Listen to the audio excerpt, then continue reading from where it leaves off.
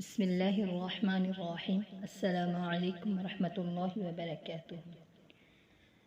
آپ کے سامنے آج میں ایک ایسی خوبصورت کلمات لے کر حاضر ہوں جس کے پڑھنے کی وجہ سے ساتویں آسمان کا فرشتہ ایک صحابی کے لیے اتر آیا۔ حضرت زید بن حارثہ رضی اللہ تعالی عنہ آپ حضور اقدس صلی اللہ علیہ وسلم کے غلام تھے، لیکن آپ صلی اللہ علیہ وسلم نے آزاد فرما کر اپنا متنبع بنا لیا تھا، یعنی مبولا بیٹا، اور اپنی باندی حضرت ام ایمن رضی اللہ تعالی عنہا سے نکاح فرما دیا تھا، جن کے بطن سے ان کے صاحبزادے حضرت اسامہ بن زید رضی اللہ تعالی عنہ پیدا ہوئے۔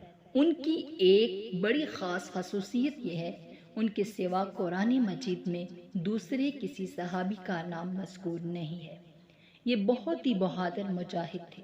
غلاموں میں سب سے پہلے انہوں نے ہی اسلام قبول کیا۔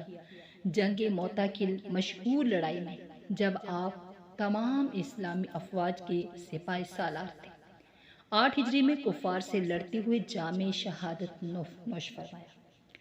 آپ رضی اللہ تعالی عنہ کی ایک کرامت بہت زیادہ مشہور اور مستند ہے کہ ایک مرتبہ آپ رضی اللہ تعالی عنہ نے سفر کے لیے طائف میں ایک خچر کرائے پر لیا۔ خچر والا ڈاکو تھا، وہ آپ رضی اللہ تعالی عنہ کو سوار کر کے لے چلا اور ایک ویران اور سنسان جگہ پر لے جا کر آپ رضی اللہ تعالی عنہ کو خچر سے اتار دیا اور ایک خنجر لے کر آپ رضی اللہ تعالی عنہ کی طرف حملے کے ارادے سے بڑھا۔ آپ نے یہ دیکھا کہ وہاں پر ہر طرف لاشوں کے ڈھانچے بکھرے پڑے ہوئے ہیں۔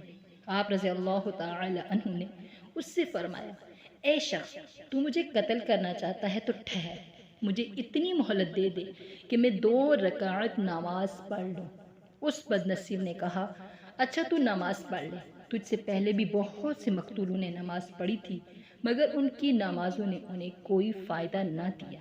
حضرت زید بن حارثہ رضی اللہ تعالی عنہ کا بیان ہے، جب میں نماز سے فارغ ہو گیا تو وہ مجھے قتل کرنے کے لیے میرے قریب آ گیا۔ میں نے دعا مانگی اور یا ارحم الراحمین کہا۔ غیب سے یہ آواز آئی، اے شخص تو ان کو قتل مت کر۔ یہ آواز سن کر وہ ڈاکو ڈر گیا، ادھر ادھر دیکھنے لگا۔ جب کوئی نظر نہ آیا تو وہ پھر میرے قتل کے لیے آگے بڑھا، تو میں نے پھر بلند آواز سے کہا، یا ارحم الراحمین، اور غیبی آواز آئی۔ پھر تیسری مرتبہ جب میں نے یا ارحم الراحمین کہا تو میں نے دیکھا ایک شخص گھوڑے پر سوار ہے اور اس کے ہاتھ میں نیزہ ہے اور نیزے کی نوک پر آگ کا ایک شعلہ ہے۔ اس شخص نے آتے ہی ڈاکو کے سینے میں اس زور سے نیزہ مارا کہ نیزہ اس کے سینے کو چیرتا ہوا اس کی پشت کے پار نکل گیا اور ڈاکو زمین پر گر کر مر گیا۔ پھر وہ سوار مجھ سے کہنے لگا، جب تم نے پہلی مرتبہ یا ارحم الراحمین کہا تو میں 7ویں آسمان پر تھا، اور جب تیسری مرتبہ تم نے یا ارحم الراحمین کہا تو میں آسمانی دنیا پر تھا، اور جب تیسری مرتبہ تم نے یا ارحم الراحمین کہا تو میں تمہارے پاس امداد اور نصرت کے لیے حاضر ہو گیا۔ تو اس سے سبق ملتا ہے کہ اسماء الحسنی اور مومنین کی دعاؤں سے بڑی بڑی بلائیں ٹل جاتی ہیں، اور ایسی ایسی امداد اور آسمانی نصرتوں کا ظہور ہوا کرتا ہے جن کو خداوند کریم کے فضل عظیم کے سوا کچھ بھی نہیں کہا جا سکتا۔